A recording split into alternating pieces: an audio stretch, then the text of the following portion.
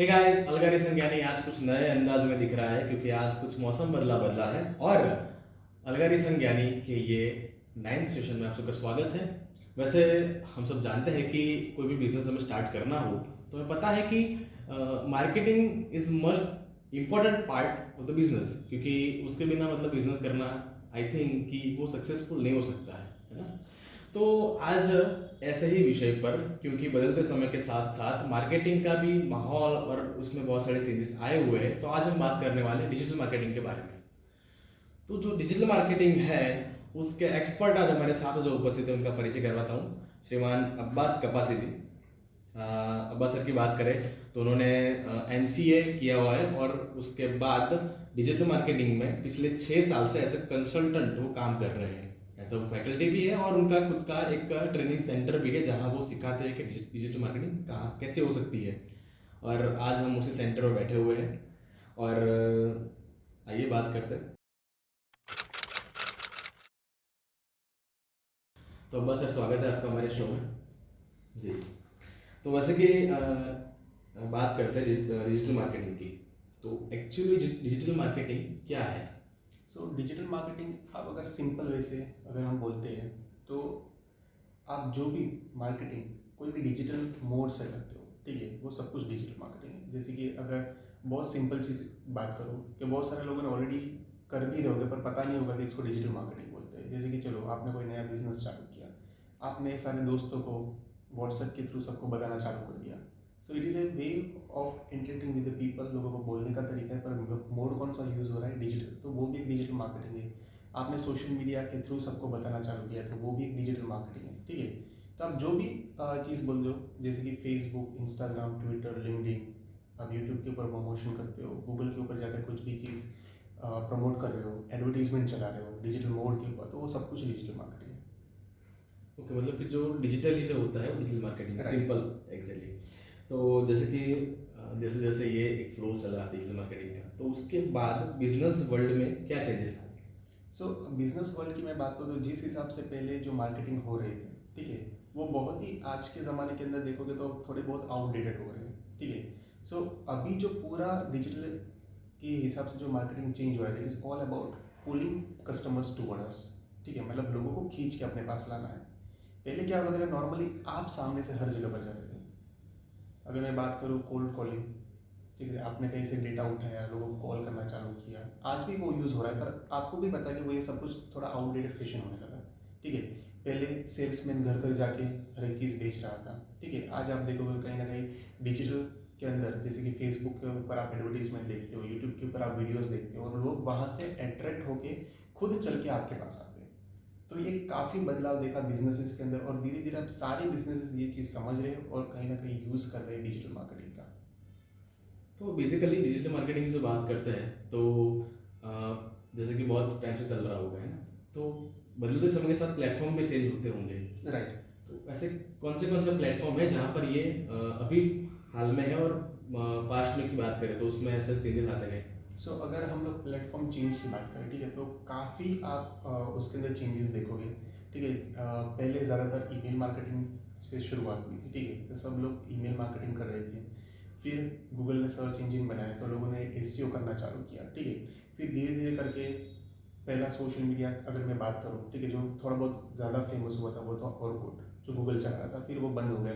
उसके बाद फेसबुक आया, और फेसबुक से आप देखोगे वो ज़्यादातर सोशल मीडिया मार्केटिंग चालू हो गया, ठीक है। उसके बाद धीरे धीरे सारा ट्रेंड जो फ्लो था वो कहीं ना कहीं आप देख रहे हो शिफ्ट हुआ इंस्टाग्राम के ऊपर। इंस्टाग्राम से बीच में वापस से अगर इंडिया की बात करूँ तो टिकटॉक के ऊपर गया था, पर वापस जो टिकटॉक बैन हुआ उसके वजह से वापस से सारा फ्लो धीरे धीरे करके इंस्टाग्राम के ऊपर वापस आ गया।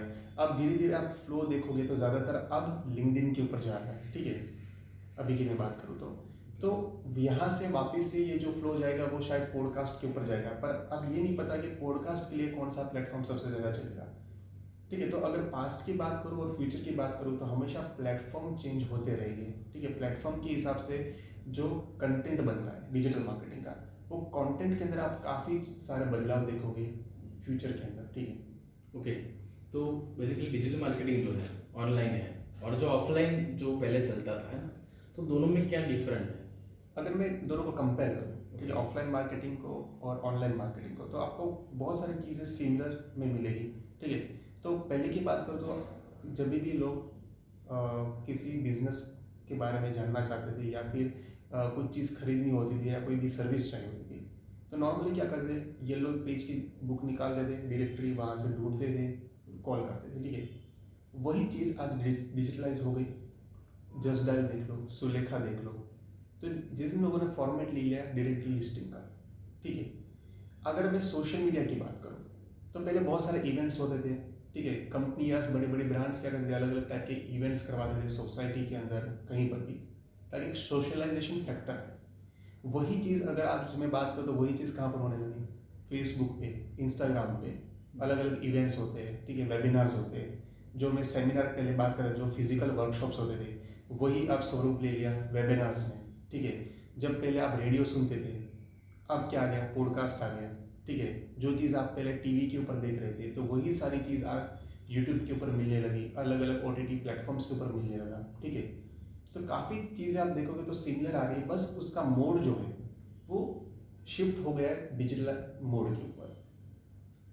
यहाँ बेसिकली आई थिंक मुझे लगता है कि कहीं ना कहीं साइकोलॉजी डिपेंड करती है। लाइक जैसे कि हम लोग देखते थे कि पहले लोग एक लंबे लंबे वीडियो देखते थे, Right. एंड देन हमने टिकटॉक की बात की तो वहाँ शॉर्ट वीडियो चलने लगे, तो पेशेंस लोगों का कम होने लगा और उसके हिसाब से ऐड जो है वो जितनी छोटी बने उतनी अच्छी।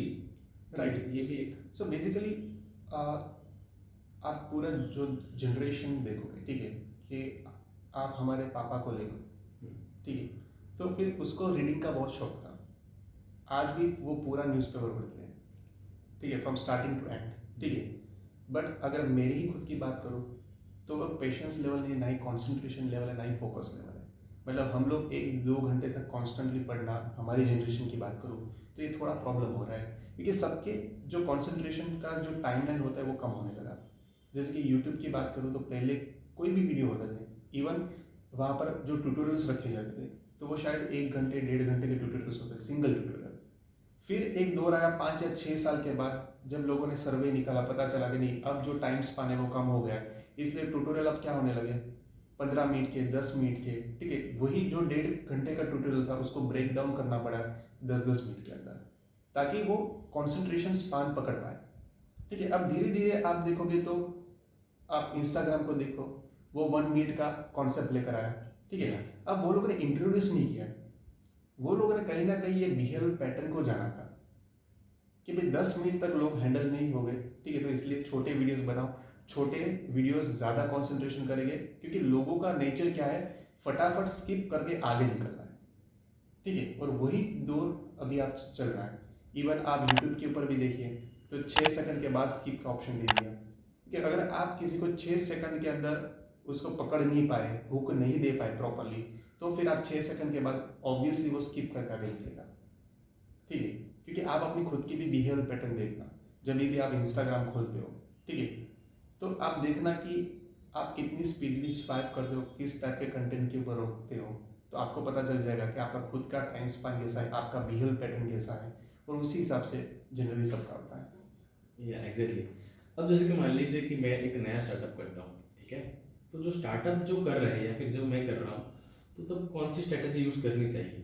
ठीक है, आज जो स्टार्टअप के लिए जो सबसे पहली जो स्ट्रेटेजी इंप्लीमेंट करनी चाहिए, that is all about awareness.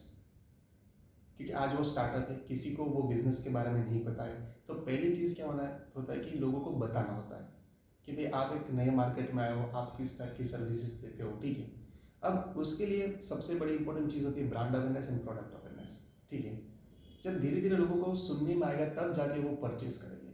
अगर मैं आपको एक छोटा सा एग्जांपल दे दूँ, ठीक है, आज आपके घर पे कोई सेल्स बॉय आता है या फिर सेल्समैन आता है वैक्यूम क्लीनर बेचने के लिए। ठीक है, एक LG का बेच रहा है और एक कोई लोकल ब्रांड का बेच रहा है, डेमो देने आ रहा है, आप डेमो के लिए किसको हाँ बोलोगे? ऑफकोर्स LG को। वाई? क्योंकि मतलब एक नाम हो चुका है या फिर ब्रांड है, ब्रांड आपको पता है। ठीक है, कि हाँ मैंने सुना है, मैंने टीवी में एडवर्टीजमेंट देखा है LG। ठीक है, इसलिए आपको कहीं ना कहीं ट्रस्ट फैक्टर बिल्ड होता है, क्योंकि ये एडवर्टीजमेंट कांस्टेंट टच से क्या होता है कि कहीं ना कहीं आपका ब्रांड लोगों के साथ धीरे धीरे कनेक्ट करने लगता है, and people feel something known about it. Okay, इसलिए वो लोग आने देते, आप डेमो भी लोगे, पर जो नॉन अननोन ब्रांड होगी ना, उसका आप शायद डेमो लेना भी पसंद नहीं करोगे, आप सीधा बाहर से दिखा दोगे। So this is something what you need to understand कि पहले अवेयरनेस होगी तो उससे क्या होता है, एक ट्रस्ट बिल्ड होता है, लोगों को भरोसा बैठता है आपके ऊपर, और फिर जब आप प्रोडक्ट बेचने जाओगे तो वो खरीदेगा आपके लोग, ठीक। तो ये जो पहली चीज़ हर एक स्टार्टअप को ध्यान में रखनी चाहिए, उसके बाद उसको एक्चुअली सेल्स के ऊपर फोकस करना चाहिए। ओके, जैसे कि इंडिया की बात करूँ बेसिकली, तो आपने बताया कि एड्स वगैरह जो आती है डिजिटल मार्केटिंग में, जो इंडिया में जो एक साइकोलॉजिकल इफेक्ट ऐसा है कि इमोशनल टच ज़्यादा होता है ऐड में, आई थिंक मुझे ऐसा लगता है। या सो बेसिकली इंडिया के अंदर आप नॉर्मली अगर आप मूवीज़ भी देखोगे, ठीक है, तो अगर आप फॉरेन की मूवीज़ देखोगे और इंडिया के मूवीज़ देखोगे, तो हमेशा इंडियन मूवीज़ के अंदर भी इमोशनल चीज़ें ज़्यादा होती है, बिकॉज हमारा कल्चर ही ऐसा है, इमोशनल के ऊपर डिपेंड है। अब बाहर के कंट्रीज का कल्चर देखोगे तो वहाँ पर इमोशनल पॉइंट्स थोड़े कम आते हैं, जीरो लेवल पे नहीं होते, every one is influenced by emotion, ठीक है। फॉर वो इंडिया के हो या बाहर हो, उससे कोई प्रॉब्लम नहीं है, पर वो जो इमोशनल लेवल्स होते हैं ना, वो काफ़ी हद तक चेंज है, इसलिए शायद इंडिया के अंदर ज़्यादा इमोशनल पॉइंट ऑफ व्यू से एडवर्टीजमेंट बनती है। या ये भी है। अच्छा, एक लास्ट क्वेश्चन ये था कि जैसे कि आप इतने साल से मतलब सिखा रहे हो, तो ऐसी कौन सी मिथ है कि जो लोगों को मतलब डिजिटल मार्केटिंग के बारे में लगता है कि ये गलत है, ऐसा कुछ? ओके, सो इन काफ़ी लोगों को ये लगता है कि पहली चीज़ है कि digital marketing is a magic. Okay, so काफ़ी लोग ये मानते हैं कि चलो डिजिटल मार्केटिंग आज से चालू किया, कल से लीड आना चालू हो जाएंगे और परसों से बिजनेस चालू हो जाएगा, ठीक है। For example e commerce store खोला, एडवर्टीजमेंट चालू किए और मेरा माल बिकना चालू हो जाएगा। It is not going to happen, because ये डिजिटल मार्केटिंग खुद एक मार्केटिंग का पार्ट है, तो मार्केटिंग के फंडामेंटल्स हमेशा उसके साथ ही जुड़े रहते हैं, हर एक बिजनेस के साथ, वो कोई अलग नहीं है, दीज आर द बेस, ठीक है। डिजिटल वो सिर्फ एक मोड है लोगों तक पहुंचने का, ये पहली चीज समझनी चाहिए सबको। तो मतलब आज कोई एक नया बिजनेस चालू होता है या फिर अगर आप कोई भी नई स्ट्रेटेजी इंप्लीमेंट करते हो, इसका मतलब ये नहीं कि कल से ही आपको उसका रिटर्न मिलना चालू हो जाएगा। आपको हर एक कैंपेन को समझना होता है, उसके अंदर इम्प्रोवाइजेशन करना पड़ता है, कहाँ पर आप गलत जा रहे हो, कहाँ पर सही जा रहे हो, वो सब कुछ एनालाइज करना है, इट टेक्स टाइम। सो ऐसा नहीं कि चलो आपने फेसबुक ऐड आज चालू कर दिया और आपका ऐड चलने लगा। रिसेंटली 2 दिन पहले का एक सिनेरियो आपको बताता हूँ कि इंस्टाग्राम के ऊपर एक बंदे ने मुझे पूछा था कि मैं काफ़ी टाइम से एक कैंपेन चला रहा हूँ रियल एस्टेट का, पर मुझे इतना रेस्पॉन्स नहीं मिल रहा है, ठीक है। सो मैंने बोला कि आप सिर्फ मुझे उसका स्क्रीनशॉट भेजो। तो कई बार क्या होता है कि आप जिस हिसाब से एडवर्टीजमेंट बनाते हो, वहाँ पर भी कई बार बहुत सारी गलती होती है। बहुत सारे लोग मेरे पास ये सवाल लेकर आते हैं कि हम लोग ऐड चला रहे हैं फेसबुक के ऊपर, पर हमें 50 to 60% इरेलेवेंट लीड्स आते हैं, मतलब कि हम कॉल करते तो लोग ये बोलते कि हमने ऐसा कोई इंक्वायरी नहीं किया था।